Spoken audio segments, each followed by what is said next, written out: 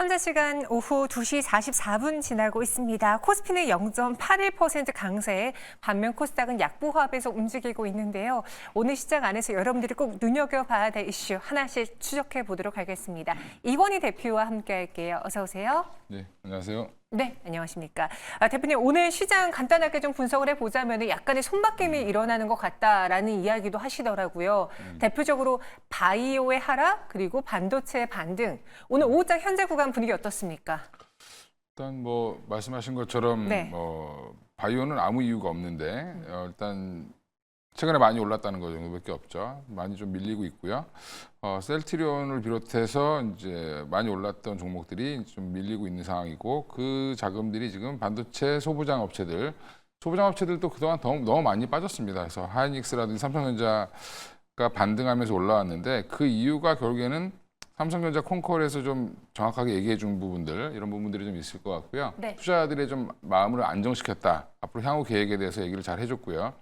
또 하나가 이제 뭐 BOJ 관련돼서 지금 금리 인상을 한다라고 발표를 했죠. BOJ가 일본 중앙은행이 발표를 했는데 2.5% 정도까지 이제 2.5% 정도까지 올릴 수 있다. 뭐 이렇게 얘기를 하면서 2%대까지 지금 올려갔다라는 부분 자체가 네.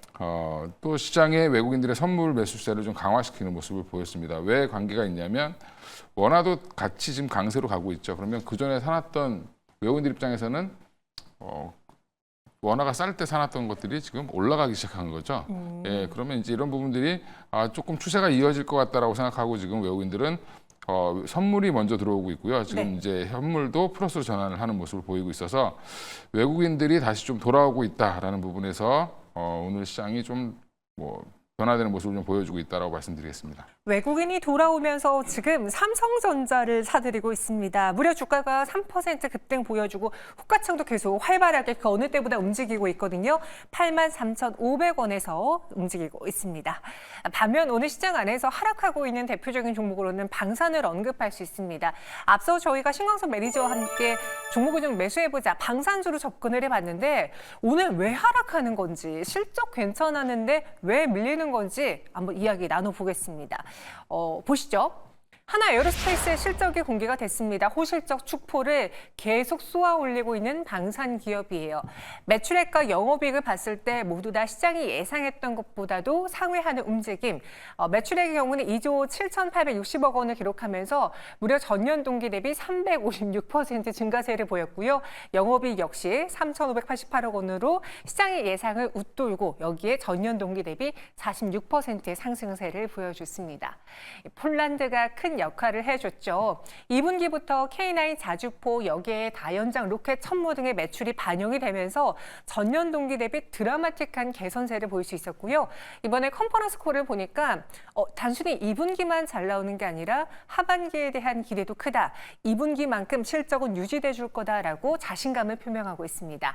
루마니아 자주포는 3분기 수주 잔고에 포함이 될 테고 여기에 지정학적 긴장감이 높아지고 있다라는 점, 그로 인해 물밑 문의에 현재 회사 측에서도 대응을 하고 있다라고 이야기했습니다. 하반기에도 K9 천모 등 인도 물량이 견조하고 그렇기에 상반기 대비 줄지 않을 것이다. 피크아웃 우려하지 말자라는 이야기를 내놨습니다. 그런데 하나 에어로스페이스 오전장에는 빨간불 켜다가 갑자기 하락 전환했고요. 현대로템, 한국항공우주, 하나시스템, LIG 넥소 오늘 다른 방산주들의 흐름도 좋지 않은데 실적은 다 좋았습니다. 현대로템 매출액 무려 1조 원이 넘겼고요. 한국항공우주의 경우에도 어닝 서프라이즈 수준이라면서 어제장까지도 투자자분들의 매수가 들어왔습니다. 상대적으로 오늘 좀 버텨주고 있는 한국항공우주고 그와 달리 LIG 넥스원과 하나시스템은 낙폭이 큽니다. 이건희 대표님. 예. 실적이 중요하다라고 해서 확인을 했습니다. 그리고 물론 LIG 넥스원은 기대치보다는 좀 낮은 실적이었지만 다른 기업들은 예상도 상회했거든요. 그럼에도 불구하고 오늘장 낙폭이 이렇게 크게 나타난 이유가 무엇일까요? 그냥 지금 이제 당분간은 호재성 뉴스가 나올 게 별로 없다라고 판단한 것 같고요. 2분기 하나 에어로스페이스가 이제 1분기 실적 발표 이후에도 한번 급락이 나왔었는데 네. 그때는 이제 1분기 실적이 생각보다 안 나왔던 부분들 때문에 좀 빠졌고요. 그게 이제 2분기에 온전히 반영된다는 걸 알면서 주가를 발표 직전까지 계속 끌어올리는 모습이었고 발표 이후에는 그러면 이제 3분기 때까지 시간이 많이 남았죠. 3분기 실적 발표할 때까지. 그러면 일단 차익 실현을 하자라는 매물이 좀 나오는 것 같고요.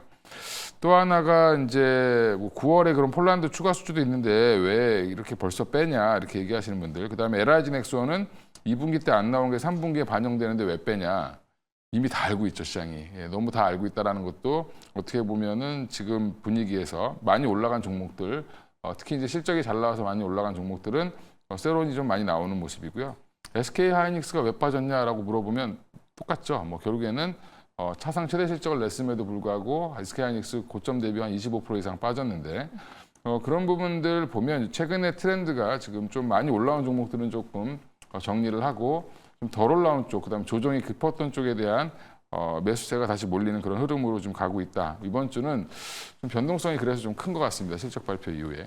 실적이 좋았는데 이 좋은 실적들과 모멘텀들이 현재 주가라든가 실적에 반영이 되어 있다라는 점에서 오늘 장 또 차익 실현의 빌미를 준 게 아닌가라는 의견 주셨습니다. 이와 관련한 리포트 하나를 제가 발췌해 봤는데요. 갑론을박의 업종 전략 중에 하나로 방산 이야기를 다뤄봤습니다. 그 오타쿠라는 일본의 단어에 따서 덕후라는 단어가 있잖아요. 다시 말해 뭐 매니아를 의미하는데요. 팔 이유가 없다는 덕후 측의 입장, 그리고 그와 다르게 실적 추정이 어렵다. 트럼프 후보의 수혜주일지도 아직은 모르겠다라고 반박하는 자들도 있습니다. 그렇다면 여기서 쟁점은 무엇이냐? 첫 번째, 끝나지 않는 전쟁의 수혜라는 걸 볼 수 있어요. 일단 이 리포트에서는요, 지금 러우 전쟁, 뭐 종전 이야기 나오고 있지만 종전은 안 됐고, 그리고 이팔 전쟁도 끝나지 않았다. 이렇게 전쟁이 벌어지고 있는 상황에서 각국이 방위비를 축소할까? 그럴 리는 없다라고 이야기하고 있고요. 트럼프 시대의 수혜주로도 맞다라고 다시 한번 언급합니다. 왜냐? 이 종전을 원하는 건 트럼프 후보가 평화적이어서가 아니라 미국이 군사 원조를 축소하기 위해서 종전을 유도하는 거기 때문에 그렇게 된다면 반대로 유럽 국가들의 경우에는 자체적으로 국방비를 증액시켜야만 한다. 수혜주 맞다라고 덕후들의 손을 들어줬습니다. 마지막으로 하나그룹을 계속 좀 주목해보자라고 언급도 했는데요. 방산과 우주항공 분야에서 수직 계열화가 잘 되어 있고 육해공 전반을 아우르는 기업이다라는 점에서 한화그룹주 를 콕 집어서 언급했습니다. 대표님, 예. 이렇게 뭐 덕후들 아닌 자들 이렇게 좀 나눠서 입장 차이를 봤는데 이 리포트에서는 KB증권 리포트에서는 이 팔 이유가 없다 쪽에 손을 들어주는 것 같거든요. 대표님도 동의하십니까? 일단은 뭐 그 길게 보시는 분들은 팔 이유는 없는 것 같습니다. 지금 당분간은 네. 이런 지정학적 리스크 계속 지금 부각될 수밖에 없고요. 말 그대로 이제 뭐 지금 민주당이 집권을 하더라도 지금 상태는 유지가 될 거고. 또 하나가 이제 트럼프가 당선이 되면 당장 전쟁을 끝내기는 하겠지만 우크라이나를 지원 안 해서 끝내긴 하겠지만 그러면 국방비를 더 내라고 할 겁니다. 아마 우리가 지원해주면 돈 내야지 이렇게 좀 얘기를 할 거고요. 예전에 이제 이미 보여줬던 부분이고 나토 동맹국들한테도 많은 돈을 요구를 했었습니다. 우리나라도 마찬가지고. 그러면 결국에는 자주국방이라는 게 굉장히 지금 강화되면서 각국마다 이제 더 늘릴 거라고 보고 있어서 여전히 그 부분은 맞는데 저는 또 하나 여기서 언급하지 않은 것 중에 하나 보면 매출은 엄청 큰데 영업이익을 보면 굉장히 적죠. 네네. 네, 그러니까 영업이익 대비해서 밸류에이션이 과연 정당한가는 언젠가 한번 또 평가를 받을 수도 있다. 네, 이렇게 말씀드리겠습니다. 맞습니다. 매출액과 영업이익의 차이가 좀 큽니다. 그렇기 때문에 이걸 실적으로 계속 연속성 있게 봐야 되느냐 여기서도 좀 퀘스천 마크가 들을 것 같고요. 그럼 길게 보는 분들의 입장에선 팔 이유가 없다라고 정리해 주셨는데 오늘 하락 크게 문제 삼지 않아도 되는 건지 현 구간의 대표적인 뭐 방산주들 그리고 중간 점검해 주시죠. 지금 네. 정도는 사실은 한번 이렇게 끊고 나오는 게 사실은 좋고요. 이익이 많이 나신 분들은. 네. 이제 지금 하이닉스 보시면 아시겠지만 21선이나 61선이나 이런 지지 여부를 좀 확인해 보셔야 됩니다. 지금 한번 매도세가 나오면 생각보다 급하게 내려오기 때문에 일단 그런 부분이 있고요. 또 안 갖고 계신 분들, 추가로 더 사시고 싶은 분들은 그 지지가 확인된 여부 보고 사셔야 되니까 조금 더 기다려 보셔도 더 싸게 살 기회가 있지 않겠나 생각하고 있습니다. 네, 승승장구하고 있는 이 방산주들 오늘장 좀 낙폭이 크게 나타나고 있습니다. 주가 조정 시에 좀 낙폭 과대 현상이 특히나 실적주 위주로 최근에 나타나고 있잖아요. 그 일환으로 보셔야 될 것 같고요. 21선과 61선 지지 여부 체크해 보자. 길게 보실 분들의 경우에는 팔 이유가 없다라는 쪽에 손에 들어주셨습니다. 이번에는 우리 건설, 기자재, 러우 테마주를 한번 가보도록 하죠. 최근에 건설 업황에 대해서 긍정적인 부들이 나오고 있고요. 저희가 이슈 추적에서도 정말 모처럼 건설을 계속 언급해드리고 있는데요. KB증권의 리포트 한번 보겠습니다. 7월 건설주가 반등한 배경에는 금리 인하 기대, 그리고 서울 부동산 시장 중심으로 가격과 거래량이 회복되고 있는 시그널을 꼽았습니다. 실제로 그 국민평수라고 하는 84제곱미터가 최근에 50억에 거래가 됐다고 하네요. 계속 서울 부동산 시장으로의 가격 상승이 나타나고 있고, 또 주도 업종의 추가 조정 따른 포트폴리오 변화 일환으로 건설주들이 반등하고 있다. 여기에 마침 또 가격이 싸다라는 매력도 더해졌죠. 그럼 KB증권에서는 건설주 좋게 볼까요? 근데 또 그것만은 아닙니다. 왜냐? 지금 아직도 부담스러운 요인으로는 주택 원가율이 부진하고 현금 흐름도 악화되어 있는 상황. 여기에 주택시장의 개선은 일부 지역에 국한되어 있기 때문에 건설주에 투자하기보다는 그 안에서의 몇몇 종목으로만 선별해보자. 전략으로는 퓨어플레이에 대한 셀렉티브 바이를 의견 좋습니다. 다시 말해 부동산 금융시장과 관련이 없거나 이러한 것을 다른 펀더멘털로 개선할 수 있는 기업, 그리고 타 업종 내에서 빠르게 바닥을 빠져나올 수 있는 기업 위주로 보자라면서 여기 HDC 현대산업개발과 삼성 E&A, GS건설을 꼽았습니다. 삼성 엔지니어링 꼽았습니다. 이런 상황을 봤을 때 이건희 대표님, 네. 건설주 그리고 건설 기자재들 오늘 러우 전쟁 테마주를 다 같이 올라주고 있는데 업황 차원으로 보는 게 좋을까요? 단순 테마성으로 보는 게 좋을까요? 이 리포트 어떻게 판단하십니까? 잘 쓰신 것 같고요. 네. 일단 지금 저는 건설주는 보수적으로 봐야 된다라고 보고 있고, GS건설도 생각보다 좀 많이 올랐습니다. 맞아요. 네. 이전에 빠졌던 부분들을 거의 다 회복을 했고요. 나머지 이제 현대산업개발이나 이제 보면 이게 PF 관련된 게 물려있지 않는 회사들 중심으로 말씀을 하신 것 같고, 여전히 일반 건설사들은 지금 좀 안 좋은 상황이다. 왜냐하면 업장 자체가 마지막에 지금 최고로 많이 물려있는 쪽이 분양 안 되고 있는 쪽이 저기 대구 쪽이거든요. 지방 쪽이거든요. 그럼 그런 쪽은 여전히 해결이 안 되는 부분이 있고, 그런 부분들 저는 이제 그래서 지금 이게 뭐 전력기기나 이런 종목들과는 성격이 좀 다르다라고 보고 있어서 건설주는 좀 보수적으로 보시는 게 맞다. 그래서 지금 뭐 GS건설 갖고 계신 분들 많이 바닥에 잘 사신 분들은 한번 차익 실현해야 될 때가 되지 않았나. 부동산 가격이 뭐 서울 중심으로 좀 올랐다고 하는데 예전에도 한번 이렇게 오르다가 또 한 2년 내리 빠진 적 있습니다. 그러니까 예, 이게 단기 반등의 가능성이 높기 때문에 거래가 터지면서 올라야 되는데 거래가 생각보다 많지 않다. 그다음에 뭐 일부 사이트에 뭐 청약이 뭐 엄청나게 몰렸다라는 부분 가지고 지금 동탄 말씀하시는 거죠? 네, 그렇게 얘기를 하는데 네. 그건 약간 좀 너무 그런 걸로 지금 주요 언론사들이 건설사를 다 끼고 있어서요. 예, 약간 좀 과장되게 기사를 좀 쓰는 부분도 있다라고 말씀드리겠습니다. 최근 외국인이 좀 강한 매수를 보여주면서 GS건설 힘들었던 7월달 주가가 오히려 올랐는데요. 현 구간에서는 스톱, 그러니까 어느 정도 수익을 챙기는 구간이 어떻겠느냐. 건설주 전반적인 업황에 대한 의견으로는 현재는 조심해야 될 타이밍이다라는 의견 주셨고요.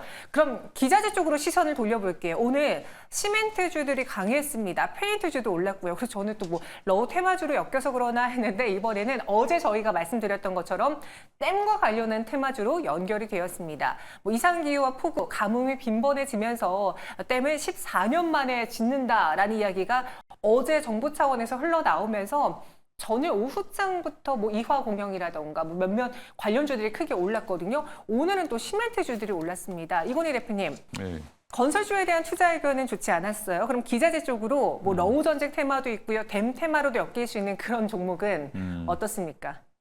그 미소의 의미는 무엇이죠? 네. 뭐 안 물어보셔도 잘 아실 것 같은데 네. 일단 네. 시멘트 관련 종목들을 지금 뭐 한동안은 시멘트 가격 인상 때문에 올랐다가 이제 조정을 다 받았고요. 다시 또 지금 움직이고 있는데 올라가는 모멘텀이 댐건설이라는 걸 보고 되게 듣고 좀 재밌다라고 생각했습니다. 이화공영도 마찬가지고 원전에 이어서 지금 이쪽까지 드라이브를 건다라고 한다는 거는 약간 이명박 정권 2를 보는 것 같은 느낌인데 네. 정부에서 자꾸 테마를 만드는 게 아닌가 싶은데 댐건설을 지금 계획해도 한 10년 걸리거든요. 10년이 더 걸릴 수도 있습니다. 왜냐하면 이게 예전에 군사정권 시절에는 이주하라 그러면 이주합니다. 근데 지금은 이주하라 그러면 어떻게 하냐면 수몰 지역은 데모하겠죠. 예, 그럼 그거 해결하는 데만 해도 몇 년 걸릴 수도 있고요. 14개 다목적댐을 뭐 발표했는데 뭐 자세히 보도가 됐더라고요. 근데 시멘트 앞으로 이제 그 착공해서 시멘트 들어가면 한 7, 8년 있다가 들어갈 텐데 주가가 지금 먼저 움직인다는 거는 좀 그렇고요. 착공하고 사셔도 늦지 않다. 예. 시멘트 많이 들어가긴 합니다. 댐 지으면.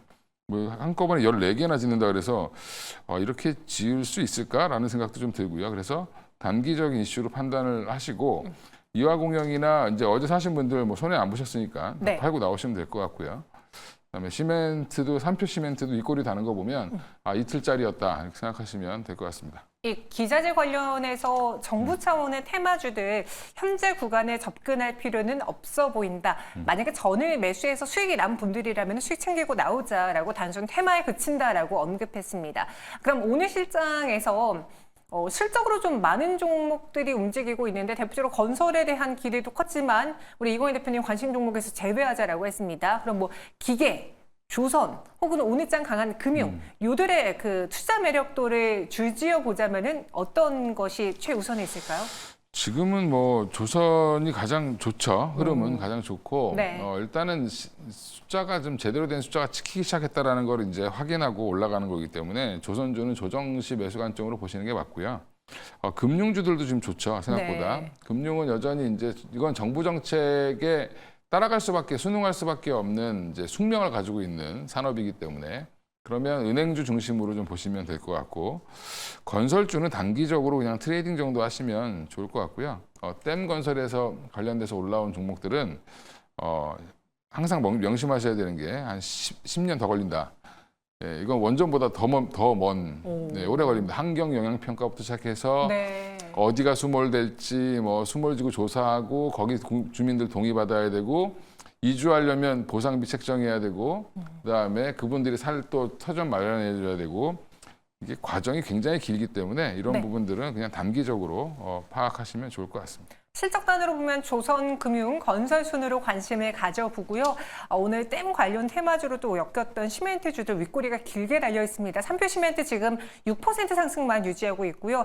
이러다가 시가가 깨질 수도 있다라는 점 염두에 본다면 접근하지 않는 게 어떻겠는가라는 의견이었습니다. 오늘 두 가지 주제 우리 이건희 대표와 함께 다뤄봤습니다. 여기서 인사드릴게요. 자세한 설명 고맙습니다. 예, 감사합니다.